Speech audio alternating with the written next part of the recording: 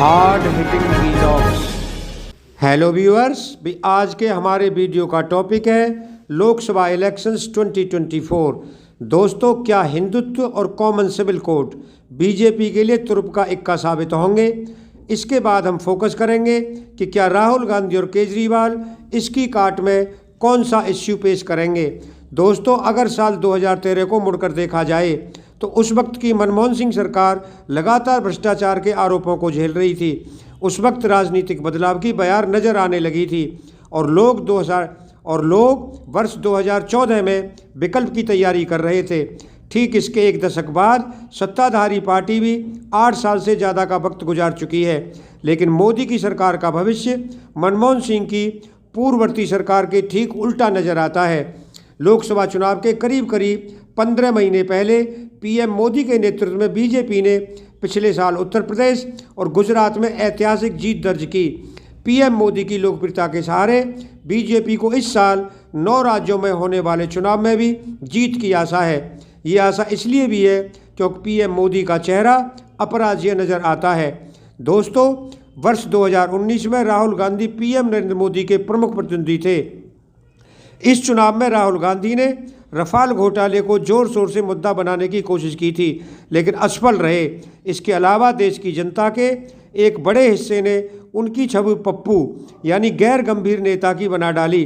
चुनाव हारने के बाद राहुल गांधी ने कांग्रेस अध्यक्ष पद से इस्तीफा दे दिया था।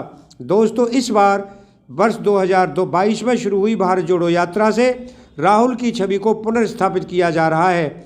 उनकी छवि एक लाडले से योद्धा में बदली जा रही है। वह योद्धा जिसने जनता को एक करने में करीब पूरा देश पैदल ही नाप दिया। कमलनाथ और भूपेश बघेल जैसे नेताओं ने पीएम मोदी के विरुद्ध राहुल गांधी को प्रधानमंत्री पद का उम्मीदवार बताया है।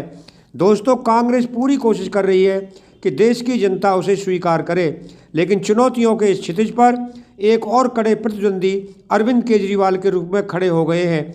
उनकी पार्टी को लगता है कि केजरीवाल प्रधानमंत्री पद के लिए बेहतर विकल्प है। पंजाब में ऐतिहासिक जीत, गोवा और गुजरात में पार्टी का खाता खुलने के बाद लोकसभा चुनाव आम आदमी पार्टी के राष्ट्रीय राजनीति के सपने को या तो सच साबित कर देगा या पूरी तरह चकनाचूर कर देगा। ऐसा इसलिए है क्योंकि इस साल 9 राज्यों में होने वाले चुनाव बीजेपी और कांग्रेस के बीच ही होंगे। इनमें आम आदमी पार्टी का कोई जिक्र ही नहीं है।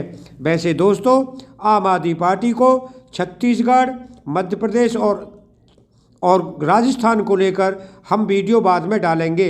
हालांकि इन राज्यों के चुनावों में ये नहीं कहा जा सकता कि वर्ष 2024 के लोकसभा चुनाव में क्या होगा। बीजेपी और कांग्रेस इसे बड़े युद्ध से पहले का वार्म अप अभ्यास बता रही है। कर्नाटक और मध्य प्रदेश में कांग्रेस कल्पना कर सकती है कि वर्ष 2018 की तरह यहाँ उसकी सरकार बन जाए।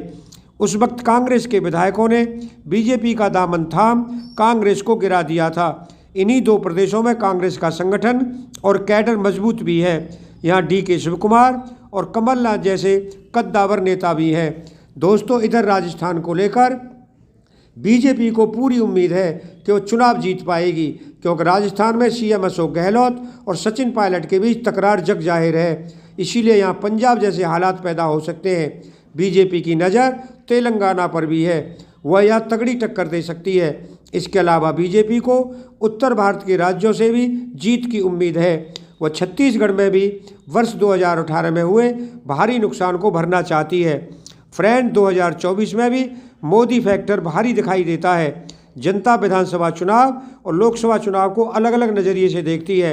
यही कारण है कि वर्ष 2018 में कांग्रेस मध्य प्रदेश, राजस्थान और छत्तीसगढ़ विधानसभा चुनाव तो जीत गई, लेकिन ठीक 5 महीने बाद इन्हीं 5 राज्यों में 65 में से 62 लोकसभा सीट हार गई थी। दोस्तों, इस साल के चुनाव और 2024 के लोकसभा चुनाव में भी राष्ट्रवाद और हिंदुत्व बीजेपी का तुरुप का इक्का होंगे। बीजेपी वास्तविक नियंत्रण रेखा पर चीन को मुंहतोड़ जवाब देने, यूनिफॉर्म सिविल कोड और राम मंदिर दर्शन को मुख्य रूप से मुद्दा बनाएगी। इस साल के विधानसभा चुनाव में बीजेपी यूनिफॉर्म सिविल कोड लागू करने का वादा कर सकती है। बीजेपी शासित 4 राज्यों में इसके लिए कमेटी भी बना दी गई है। इसके जरिए बीजेपी वर्ष 2024 के पहले ही यूसीसी को लेकर जनता के मूड को भांप लेगी। इस तरह बीजेपी वर्ष 2024 के पहले इसी साल अपने बड़े युद्ध की तैयारी कर लेगी। दोस्तों, अगर आपको ये वीडियो पसंद आया हो तो चैनल को सब्सक्राइब करें, वीडियो को लाइक करें, ज़्यादा से ज़्यादा शेयर करें। आप लोगों का बहुत बहुत धन्यवाद। Thank you very much.